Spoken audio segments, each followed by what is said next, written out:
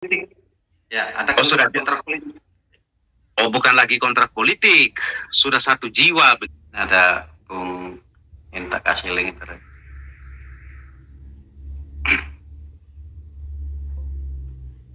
Judulnya ringan banget ya, ringan tapi agak sedikit menusuk. Ada apa dengan 01? Gimana dengan 0203 IKN jadi favorit Jokowi? Ini sangat menarik. Jadi 01 ini didukung oleh semua para habaib yang mengaku nasabnya tersambung kepada Duria Rasul. Ya, mengaku. Jadi mengaku itu bukan berarti benar, mengaku.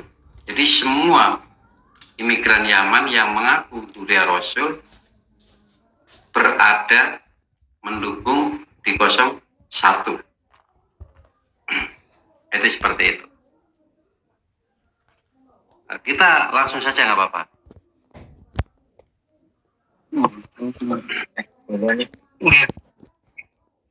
Apa kabar? Halo, Assalamualaikum Ayang. Ya, waalaikumsalam warahmatullahi wabarakatuh. Ya. Gimana, sehat, Bung? Alhamdulillah sehat ini. Ya. Ya, kayaknya gimana ya? Kamera agak masalah ini ya.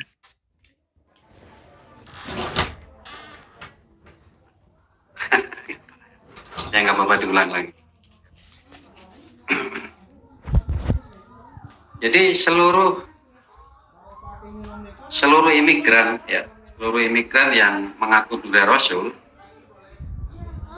itu ada di balik 01. Dan ini sangat membahayakan karena tujuan mereka adalah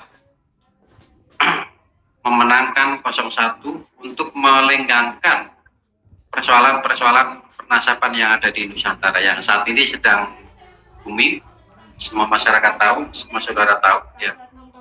Ya, kita ulangi. Assalamualaikum. Ya. Waalaikumsalam. Ke bagian situ. Selamat malam ya. Ya, semoga sehat selalu ya. Ya. Alhamdulillah sehat. Kau bubaran ini lah. Ya, untuk malam hari ini saya membuat judul yang ringan-ringan saja. Judulnya ada apa dengan 01? Sepertinya di media ini sangat viral gitu Bung MS. Viral di TikTok, di video shot dan segala macam. Ramai banget ya. Apakah karena di belakang 01 didukung oleh imigran-imigran yang sedang mempunyai persoalan nasab yang belum selesai, kemudian berbondong-bondong, sepertinya tumpah ruah mendukung 01. Ada pun di 02 ya, karena biangnya imigran itu ada di 02. Namun sebagian besar itu di 01. Nah, menurut Bung MC gimana Bung MC? Ini imigran 01 tumpah ruah dan yang aku Duria Rasul itu tumpah ruah mendukung 01. Ini ada apa, Bung? Sepertinya ada sesuatu hal ya. Ya, jadi ya, kalau saya melihatnya itu sesuatu hal yang bisa saya katakan ada kewajaran dalam arti bahwa setiap orang tentunya itu pasti memiliki cara pandang masing-masing berdasarkan kepentingannya. Nah, jadi kepentingan inilah yang harusnya kita ukur. Apakah itu kepentingan menyangkut kepentingan pribadi? Apakah itu kepentingan bangsa dan negara? Atau kepentingan atas keyakinan dirinya dan pembenaran yang diklaim sebagai kebenaran? Dan kemudian juga masuk kepentingan kelompoknya. Nah, tinggal kita lihat bahwa kelompok itu dia masuk pada kategori kepentingan yang mana. Nah, kalau betul itu juga bagian dari kepentingan bersama, kepentingan soal bangsa dan negara, ya berarti kita sepakat. Misalnya dengan kelompok itu mendukung pasangan calon tertentu. Nah, makanya dalam menentukan pilihan kita dan sekaligus untuk mengukur pasangan calon presiden dan wakil presiden juga bisa kita berpatokan pada kelompok-kelompok itu. Nah, kelompok apa saja nih yang mendukung pasangan calon presiden wakil presiden itu sudah menunjukkan bahwa kalau mereka bersepakat mendukung itu, berarti sudah ada pembicaraan dengan calon itu.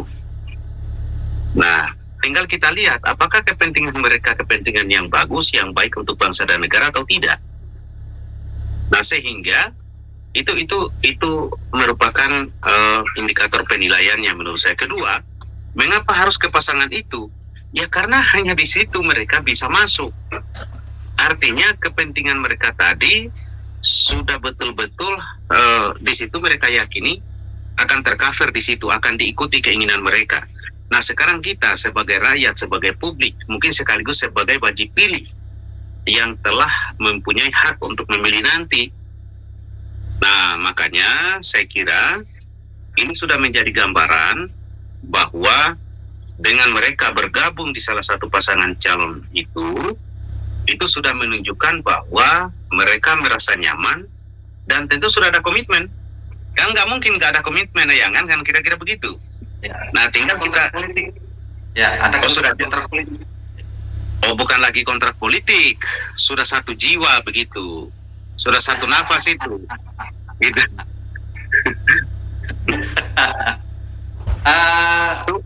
Jadi saya melihat kalau dari media mainstream, media YouTube dan segala macam, TikTok dan segala macam, seperti mereka itu berbondong-bondong. Harus kalau saya lihat prinsip mereka adalah ini harus ngegolin 01 harus menang dengan cara apa saja. Dengan cara apa saja. Nah, kalau mereka sudah berbondong-bondong tumpah ruah, mereka menggunakan dengan cara apa saja dan segala macam. Mungkin Bung MS juga tahu ada yang angkat pedang dan segala macam. Nah, itu kan simbol atau tanda-tanda yang menunjukkan bahwa 01 ini kurang intelektualitasnya tidak mumpuni dalam menyambut kontestan Pilpres di tahun 2024 itu, Bung. Nah, menurut Bung MS gimana, Bung? Ini ada yang angkat pedang, ada yang satu komando dan segala macam. Nah, ini negara kan bukan mau perang, tetapi mau menghadapi pesta, senang-senang rakyat. Sepertinya mereka itu baper atau bagaimana itu, Bung?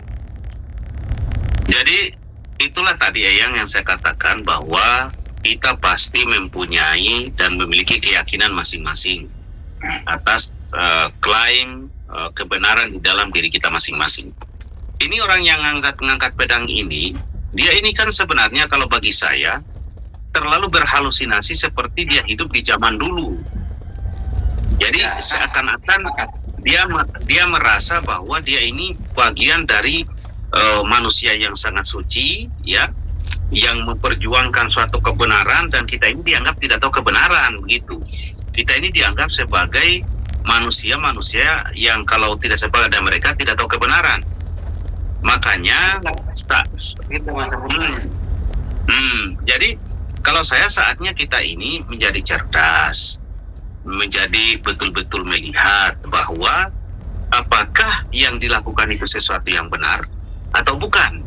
Nah, kalau bukan sesuatu yang benar, maka di sini kita harus betul-betul bersatu padu dan kemudian menghindari calon presiden yang mereka dukung. Karena kalau mereka sudah sampai berani berkoar-koar, ya, sampai angkat pedang itu, berarti mereka yakin betul bahwa calon presiden yang mereka dukung ini mengikuti apa yang mereka inginkan, apa yang mereka mau. Di sisi lain itu, tetapi boleh juga yang calon ini dia mengiya juga, karena dia berpikir yang penting dukung saya.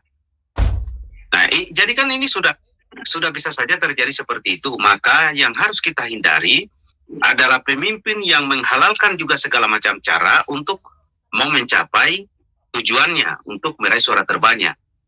Nah, kalau pemimpin menghalalkan segala macam cara, tidak konsisten dan tidak komitmen prinsip-prinsipnya sesuai dengan tujuan berbangsa dan bernegara, sebagaimana yang ada di konstitusi kita, Bhinneka Tunggal Ika Pancasila, ini harus kita benar-benar hindari. Karena pemimpin yang menggunakan segala macam cara, dia tidak menjadi bagian dari yang mengedukasi rakyat, mengedukasi kita semua untuk betul-betul paham tujuan bernegara. Itu menunjukkan bahwa kualitas orang itu tidak layak dan tidak memenuhi syarat dan standar sebagaimana pemimpin yang layak di Indonesia ini.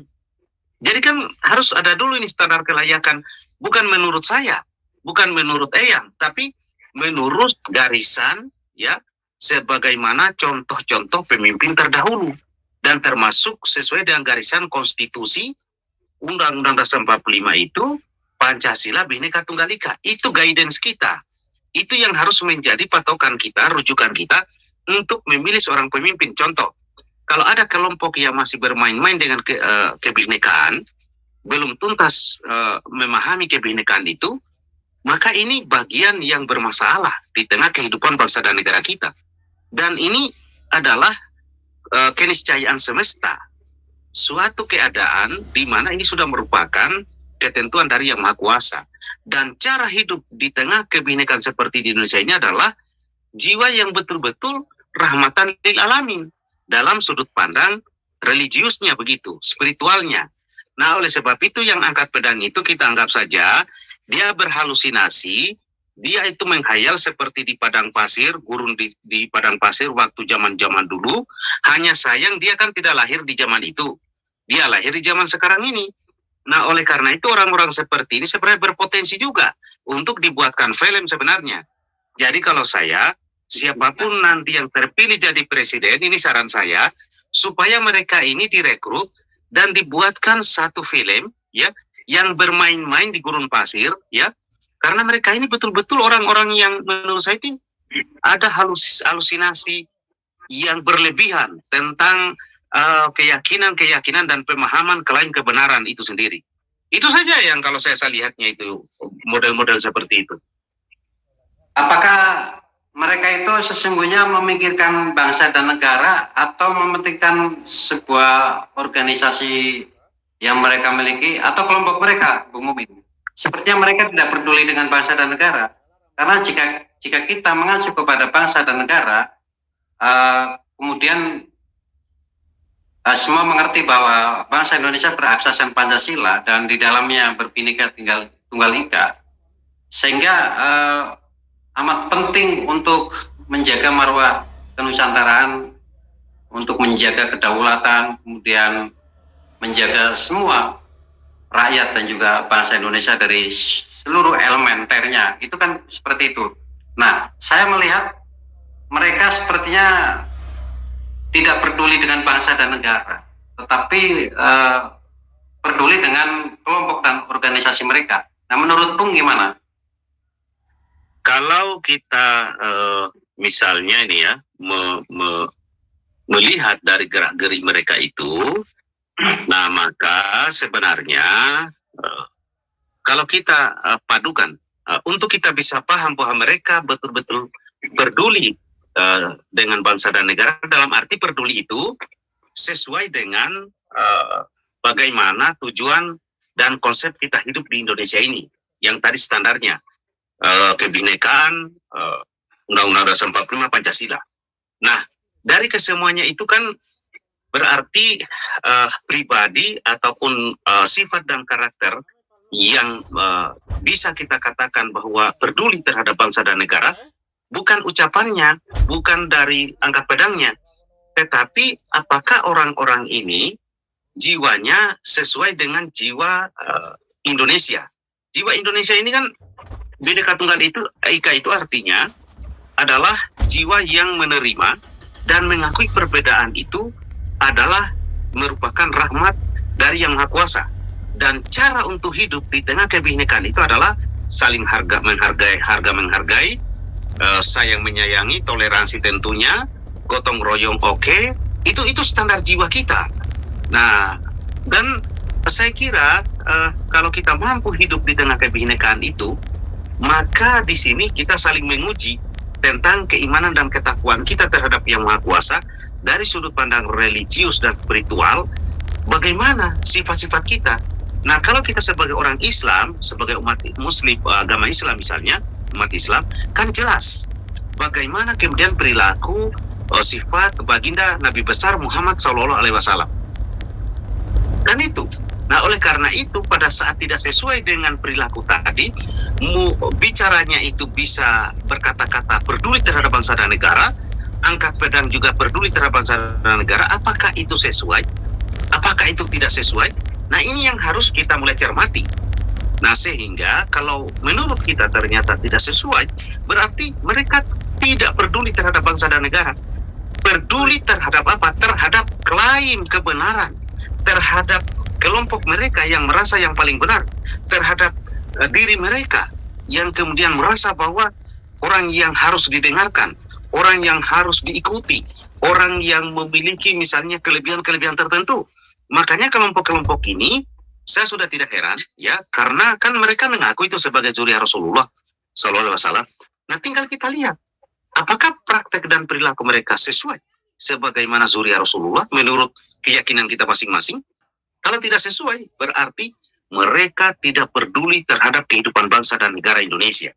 Tapi mereka lebih ya mengutamakan dan mengedepankan kepentingan atas klaim dirinya dari semua sudut dan aspek kehidupan. Nah, sekarang tinggal kita lihat saja. Tadi kita sudah mulai bisa pahami, kita uji dengan dasar-dasar kehidupan yang ada di Indonesia ini, termasuk di alam dunia ini, atas apa yang kita pahami dan sebagaimana saya sampaikan tadi.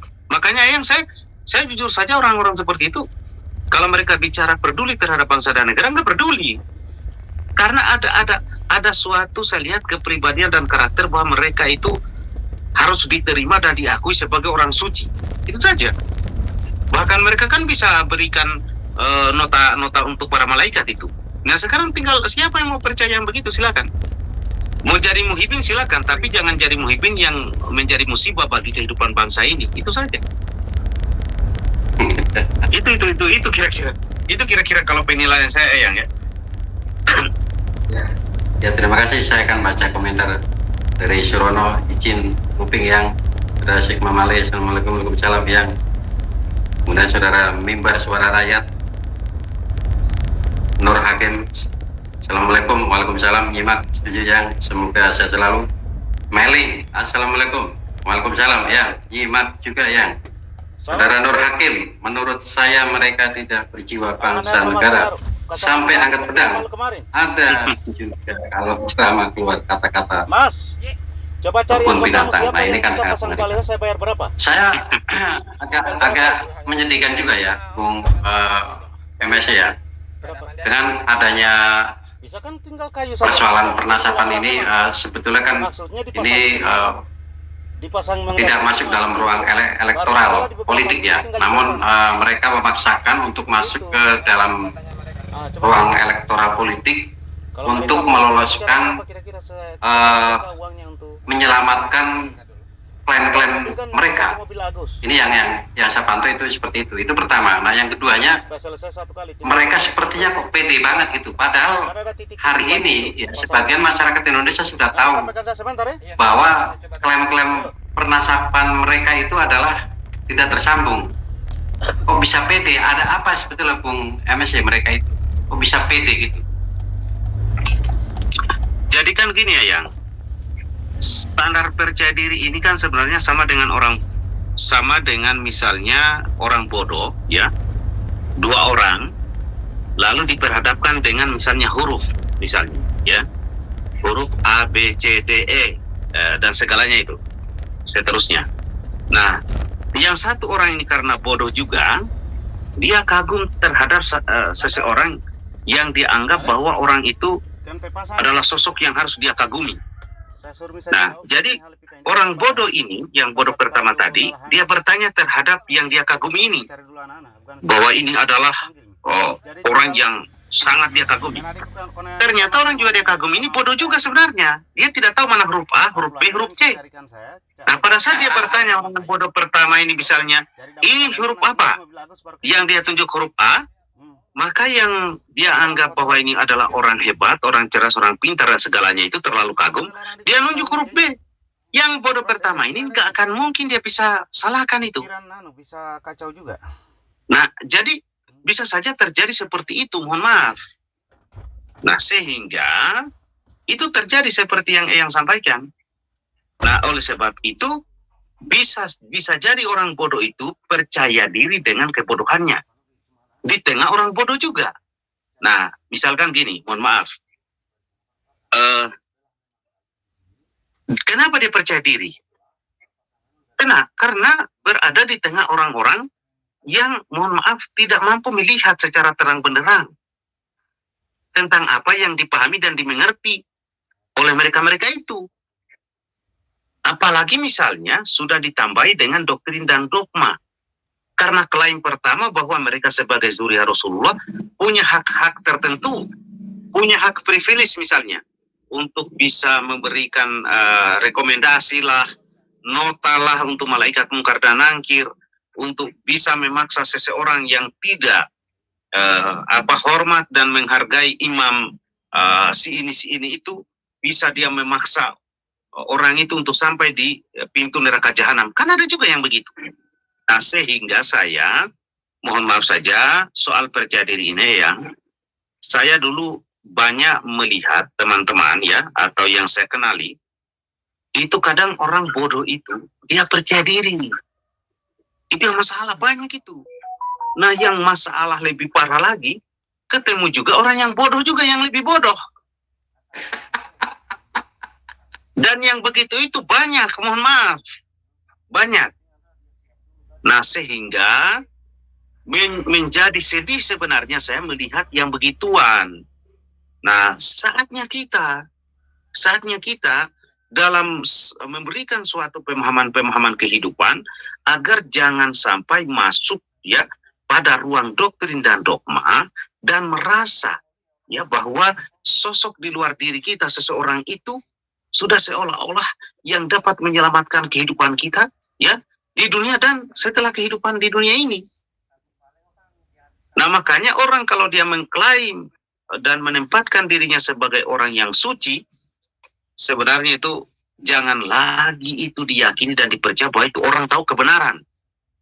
Karena standar dan merupakan apa istilahnya karakter yang harus dipahami, manusia yang betul-betul mumpuni ilmu pengetahuannya itu tidak akan mengklaim, tidak akan berani dia klaim. Jiwanya pasti jiwa universal, jiwa yang mampu menghargai dan menghormati batasan-batasan di dalam kehidupan ini, termasuk batasan dirinya.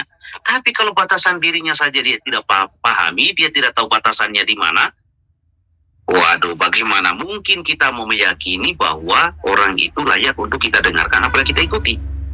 Biarkan dia percaya diri dengan percaya diri yang salah tadi, ya, jangan lagi disupport, jangan didukung. Ini kan yang masalahnya didukung, disupport, difasilitasi, bahkan diberi donasi, iya kan? Enak banget. Padahal banyak fakir miskin yang lebih membutuhkan. Ini memfasilitasi orang untuk lebih memberi kegelapan di tengah kehidupan ini, begitu. Nah, ini yang terjadi ini ya, yang menurut saya. Ya, memang begitulah cara pola mereka berpikir itu seperti itu. Dan saya melihat sebetulnya yang menyelamatkan manusia, umat manusia itu yang pertama adalah kita sadar kepada jati diri kita sendiri, kemudian memeluk agama. Pertama sadar kepada diri sendiri, yang kedua memeluk agama, karena agama yang akan menyelamatkan. Tapi jika kita nggak sadar diri, bagaimana kita bisa menjalankan agama dengan baik? Itu kedua. Nah, yang ketiga, yang bisa menyelamatkan kita, selain kita sadar, selain kita beragama, yang bisa menyelamatkan kita adalah bangsa dan negara. Namun mereka tiga-tiganya nggak punya, poin tiga ini nggak punya. sadar diri juga tidak, beragama juga tidak becus, negara juga tidak mengakui. Nah, mereka ini maunya apa sebetulnya, Bung? Kira-kira gitu. Kalau saya lihat, mereka itu berkelompok dan berkomunitas. Mereka selalu eksklusif, kemudian wanita-wanita mereka juga tidak boleh dididik oleh pribumi. Artinya mereka sangat rapat sekali gitu bentengnya. Jangan sampai turunan-turunan itu tercampur oleh orang pribumi. Tapi yang perempuannya, yang wanitanya. Tapi kalau laki-lakinya bebas gitu. Ini gimana, Bung, kalau menurut Bung? Jadi begini ya. Yang mesti harus dipahami, yang kita pahami bersama, bahwa ajaran kehidupan yang diajarkan para nabi adalah bagaimana kita manusia ini bersaudara. Itu satu. Kalau bersaudara, berarti tidak boleh ada yang menempatkan dirinya melebihi daripada yang lain. Bahkan kita memiliki kelebihan rezeki pun dalam segi materi, kita kan ada kewajiban bersedekah, menyantuni anak yatim piatu. Dan itu merupakan konstitusi semesta. Mau melakukan monggo, tidak melakukan juga pasti menerima konsekuensinya. Makanya banyak kita, walaupun kita jaga harta kita, dompet saya jaga, tiba-tiba juga bisa dinyolong orang. Saya kembalikan. Oh, mungkin saya ini kurang sedekah. Dari sejumlah rezeki yang saya terima, sedekahnya kurang. Artinya,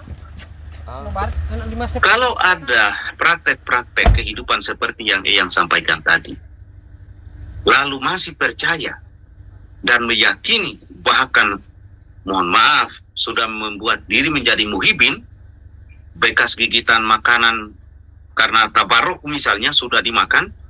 Ada saya lihat itu makan durian, buah biji durian itu habis digigit dikasih juga.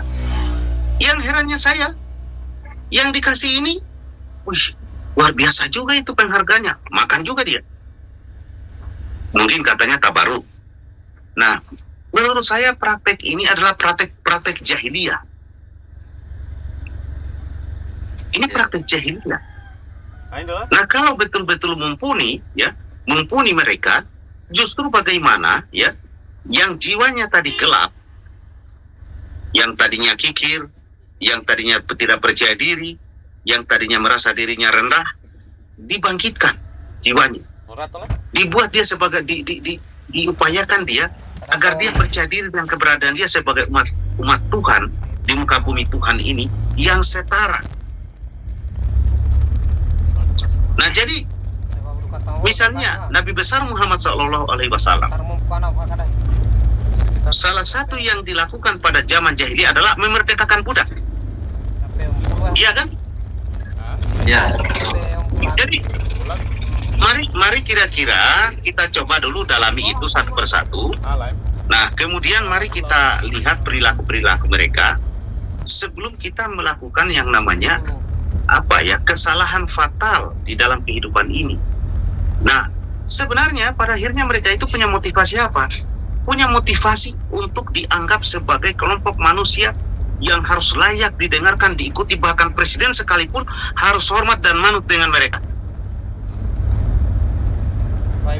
Karena mereka merasa adalah penguasa kehidupan di Indonesia ini.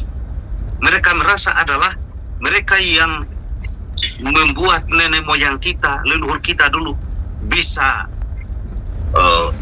yang tadinya dianggap mungkin manusia yang tidak tahu tentang kehidupan, yang mungkin dipandang mereka adalah manusia yang tersesat, hanya karena mereka, leluhur mereka datang di Indonesia ini, bahwa mereka membuat Indonesia ini menjadi terang benderang.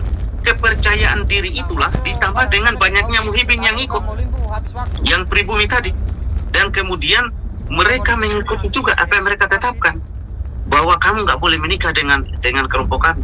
Tapi kalau kamu harus mau, bahkan saya ajak olahraga pun, walaupun itu bagaimana, kau harus mau dimanapun. Kan itu yang terjadi. Apakah praktek-praktek begitu sesuai dengan standar kemanusiaan?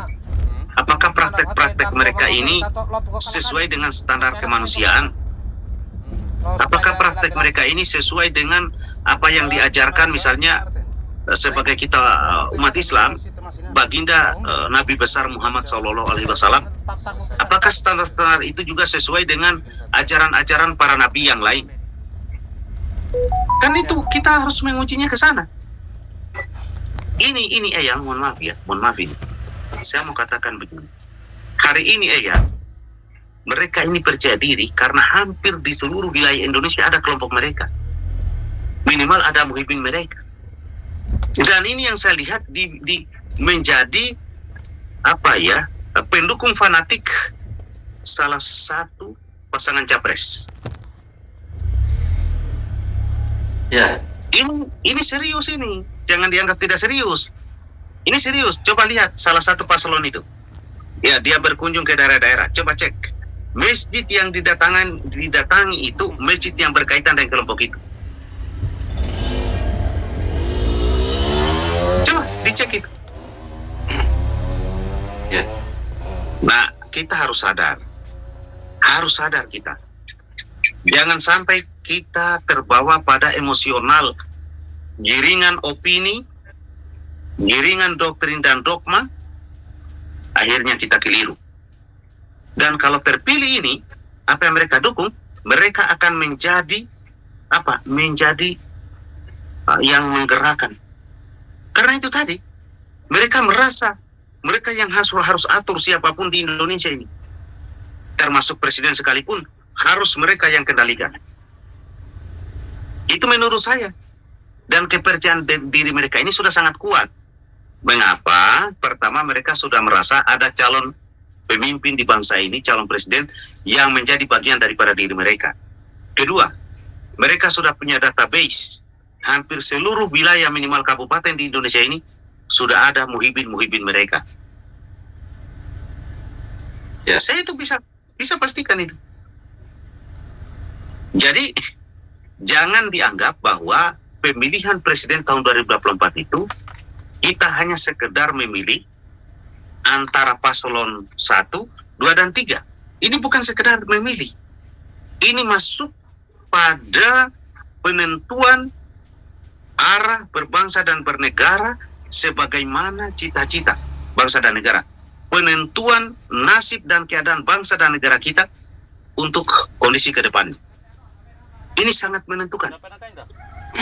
Dan Artinya sangat serius ya masalahnya. Oh, sangat serius sayang. Ini jangan hanya sekedar mau mendengarkan visi misi. Visi misi ini semua bagus, semua baik, dengan alasan kita masing-masing. Apalagi kalau sudah terbawa pada suasana fanatik. Visi misi mereka kan mengusung perubahan. Termasuk menolak PKN juga. Ya. Visi misi mereka itu yang sudah disampaikan juga, itu saya lihat di media, bahwa kalau terpilih paslon ini, FPI yang dibubarkan kemarin itu akan dihidupkan kembali. Itu selesai itu. FPI, ILAPA, kemudian Hizbut Tahrir ya, HTI. Iya. Makanya jangan kita memilih sekedar memilih nanti, ya. Jangan sampai terbawa kepada doktrin dan dogma dan jebakan-jebakan, ya, yang mereka lakukan hanya demi untuk mereka meraih kedudukan yang mereka inginkan. Mereka itu menginginkan kedudukan mereka di Indonesia ini adalah menjadi orang yang harus disembah. Disembah itu dalam arti apa? Mereka harus menjadi penentu dari segala kebijakan apapun yang ada di negeri ini. Dan mereka harus dilayani. Jadi kalau umpama mereka ini sudah mampu duduk di situ, ya apa yang mereka mau itu harus diikuti. Karena kan mereka adalah kelompok manusia yang memiliki tiket khusus di dunia ini. Jadi kalau dia minta ayam harus dikasih 1 ekor, harus dikasih 2 ekor. Ya kan? Nah, minta sapi harus dikasih gitu. Karena kalau tidak dikasih, kalau mereka kecewa, jangan sampai terjadi malapetaka, bencana dan segala macam. Giringannya ke sana itu. Ya, Bung, ada semacam pertanyaan, Bung. Jadi selama ini yang saya amati, Dari Yaman itu kan lebih dekat ke Afrika, lebih dekat ke Tiongkok, ke Jepang, atau ke India. Mengapa mereka nggak mau ke negara-negara itu? Mengapa negara Indonesia menjadi favorit? Kalau menurut Bung Mumin gimana, Bung MSC? Jadi begini, Eyang. Indonesia ini, ajaran kehidupan kita, dari leluhur kita di masa lalu sebenarnya sebelum mereka datang leluhurnya itu, kita sudah hidup dengan jiwa Islami. Sudah hidup dengan jiwa Islami kita, Yang. Kalau kita mau deteksi itu, coba kita lihat Bhinneka Tunggal Ika itu dikarang oleh siapa? Tahu berapa waktu kapan itu? Semenjak itu sebenarnya kita sudah mengerti dan memahami segala perbedaan yang ada ini ternyata dari Yang Maha Kuasa. Dan cara untuk hidup kita sudah Islam. Mereka datang di sini, nenek moyang mereka. Setelah mereka tiba di sini, mereka merasa diperlakukan bagus, dihargai dan dihormati. Artinya kita sudah jiwa Islami gitu loh. Sudah beragama kita, sudah bertauhid kita. Kita tidak persoalkan dia dari mana begitu. Oleh karena itu, seharusnya mereka sadar. Setelah datang di Indonesia ini, walaupun ya ada perdebatan bahwa mereka itu dibawa oleh kolonial, tapi karena kita jiwa Islami, manusiawinya kita tinggi, mereka harus akui bahwa kita sudah punya jiwa sebagaimana manusia insan kamil itu. Mereka tidak pergi di negara yang lain. Kenapa? Karena di negara lain itu tidak mau menerima orang atau manusia yang mau harus sudah datang lalu harus mau dihargai dan mau dihormati dan macam-macam kelakuannya. Jadi mereka tidak diterima, kelakuan mereka tidak diterima. Sebenarnya kalau betul-betul orang itu atau siapapun itu dia betul-betul mumpuni dalam kapasitas dirinya sebagai embel-embel bahwa orang yang mumpuni dalam ajaran Islam, dimanapun dia pergi harusnya itu diterima. Kan begitu ya? Iya kan? Iya. Bahkan masuk di hutan rimba sekalipun, binatang buas itu nggak akan bisa untuk berbuat kasar terhadap manusia yang jiwanya sudah jiwa Islami. Jadi kalau betul-betul jiwa Islami, harusnya jangan datang di Indonesia yang sudah Islami.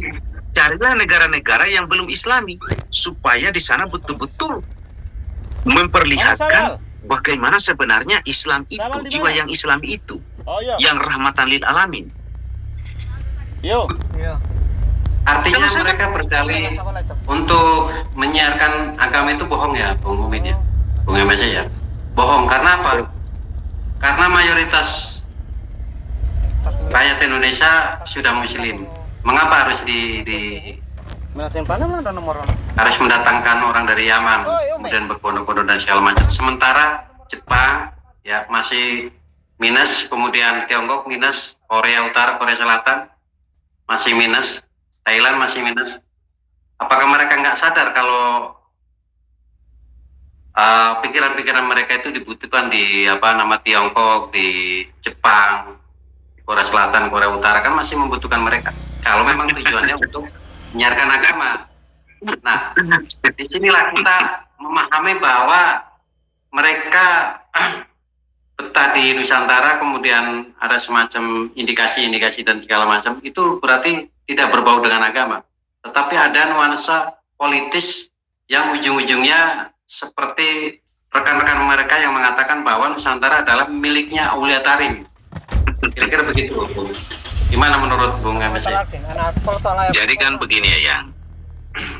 Kalau seseorang atau manusia atau kelompok manapun yang betul-betul jiwanya Islami itu tadi, saya meyakini dia tidak akan pilih-pilih tempat. Bahkan dia akan pergi di tempat di mana di sana belum ada cahaya Islam.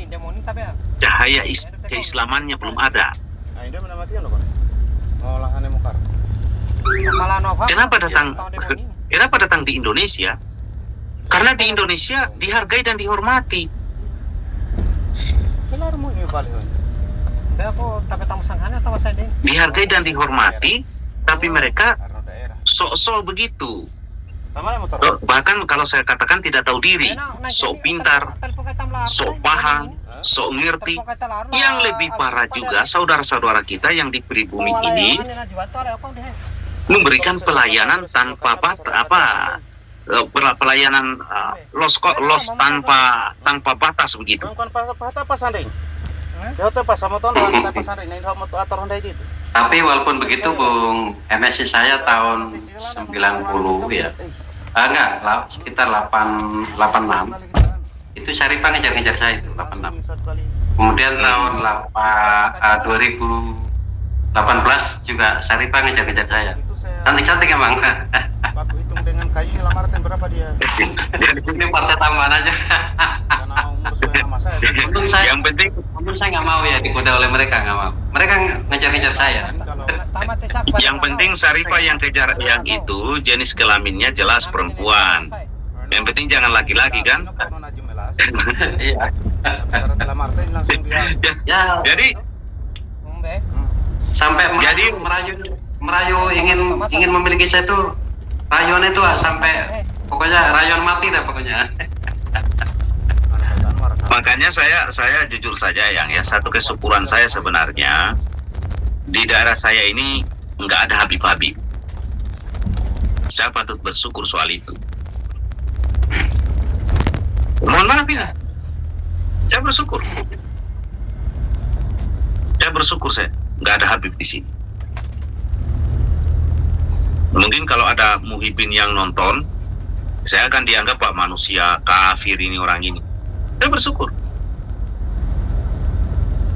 Tetapi walaupun juga begitu, sudah ada 1-2 orang ya yang saya lihat sudah mulai terkontaminasi.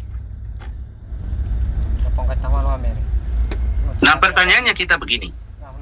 Apakah dibenarkan kita hidup di bumi Tuhan yang di mana keberaneka-ragaman kebinekaan ini adalah dari Yang Maha Kuasa sebagai bukti kekuasaan Tuhan atas kebinekaan ini sebenarnya, atas perbedaan ras, atas perbedaan suku, atas perbedaan yang lain, itu membuktikan bahwa kekuasaan Tuhan luar biasa. Lalu kita mau membuat perbedaan-perbedaan, mau membuat suatu pengkelasan sosial, yang dimana itu hanya dilakukan oleh manusia-manusia yang masih berada di zaman jahiliyah, zaman kegelapan.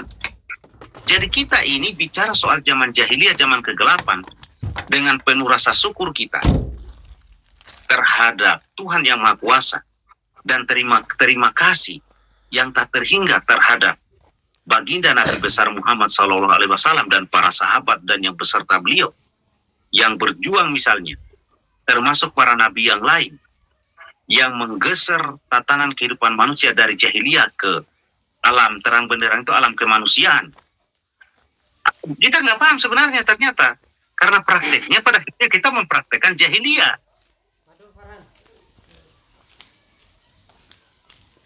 Makanya mereka kan gini, Bung MSC, mereka kan mengecam orang Nusantara yang membenci Duri Rasul, Habib yang tersambung nasabnya.